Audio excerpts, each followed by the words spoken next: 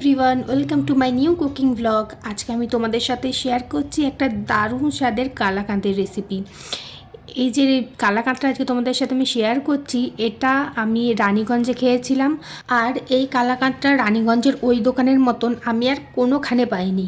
তাই ভাবলাম এবারে আমি ঘরে একবার এটা ট্রাই করে দেখি আমি ওই টেস্টটা আনতে পারি নাকি। ওই দোকানের এই কালাকাঁদটা নলেন গুড় দিয়ে বানাই। তো এই বছরে আমি বাড়ির থেকে বেশ অনেকটা নলেন গুড় নিয়ে এসেছি। তাই এবার আমি তোমাদের সাথে ওই সেম টু সেম কালাকাঁদের রেসিপিটা শেয়ার করছি। তো ওই কালাকাঁদটা বানাবার জন্য আমি এখানে 2 লিটার দুধ ইউজ করেছি। দুধটা তো দেখতেই পেলে ফুটছে, তো দুধটা ওইদিকে ফুটতে থাক ততক্ষণ আমি এখানে নিয়ে নিয়েছি দই। হাফ কাপ এখানে আমি দই নিয়েছি, আর দইটাকে ভালো করে এখানে ফেটিয়ে নিয়েছি। তারপরে দইটা ভালোভাবে ফেটিয়ে নেওয়ার পরে ওইদিকে দুধটা আরেকবার একটু দেখে নিচ্ছি। আসলে দুধটা ফুটতে দিয়ে না কন্টিনিউ এটাকে মাঝে মাঝে একটু করে নেড়ে যেতে হবে, নাহলে নিচটা আবার ধরে যায়। তো এবার আমি দইটা এখানে অ্যাড করছি। অল্প অল্প করে দইটা কিন্তু এখানে অ্যাড করতে হবে, তা না হলে আবার দুধটা কেটে পুরোটাই ছানা হয়ে যেতে পারে। ওই জন্য আমি দেখে দেখে অ্যাড করছিলাম। এখানে প্রথমে অল্প একটু দই আমি দিলাম, তোমরা দেখতে পাচ্ছ কিছুটা মানে দুধ ছানা ছানা মতন হয়েছে। তারপরে আবার একটুখানি আমি এখানে দই দিলাম, আর বাকি দইটা মানে রাখা থাকলো ওটার আমি দিলাম না, আর প্রয়োজন নেই। মানে টোটাল আমি এখানে 1/3 কাপ দইয়ের ইউজ করেছি। তো ভালোভাবে দুধটার সঙ্গে দইটা এখানে মিশিয়ে নিয়েছি। আর এখন দেখছো দুধটা বেশ অনেকটা কমে এসেছে। এই পর্যায়ে আমি এখানে অ্যাড করে দিচ্ছি নলেন গুড়, মানে পাটালি যে গুড়টা থাকে সেটা।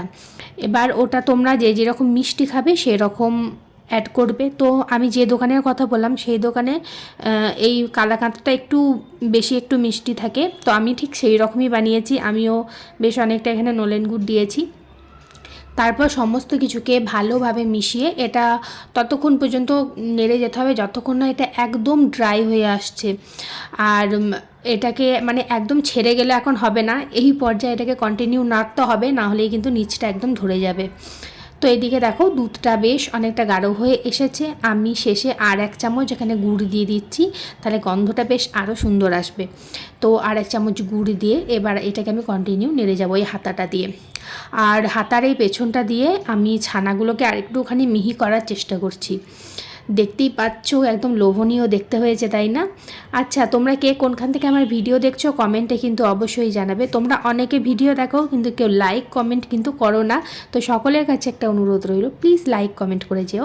এত কষ্ট করে আমি ভিডিওগুলো বানাচ্ছি, তাহলে আমারও খুব ভালো লাগে। এদিকে আমার কালাকাঁদটা রেডি হয়ে গেছে। এবার আমি একটা চৌকো মতন প্লেট নিয়ে নিয়েছি।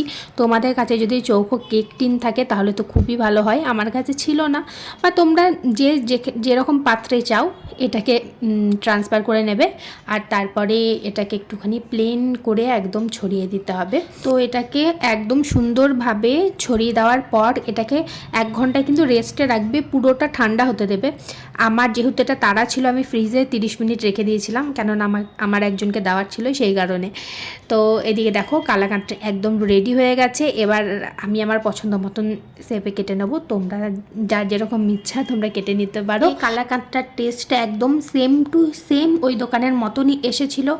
আর আমি তোমাদেরকে গ্যারান্টি দিচ্ছি এটা যদি তোমরা একবার বানাও তোমরা বারবার এটা বানাবে। এটা এত টেস্টি হয়েছিল খেতে। আজকের ভিডিওটা তাহলে আমি আজকে এখানেই শেষ করছি। ভিডিও ভালো লাগলে লাইক কমেন্ট শেয়ার করতে ভুলো না। আর যদি ফেসবুক পেজ থেকে দেখে থাকো তাহলে পেজটাকে ফলো করে দিও। আর যদি ইউটিউব থেকে দেখে থাকো চ্যানেলটাকে অবশ্যই সাবস্ক্রাইব করে দিও। আর কমেন্টে অবশ্যই জানাবে আজকের ভিডিওটা তোমাদের কেমন লাগলো। একটা তোমাদেরকে তুলে দেখাচ্ছি সামনে থেকে, দেখো এটা কত লোভনীয় দেখতে হয়েছে। আজকের মতন টাটা।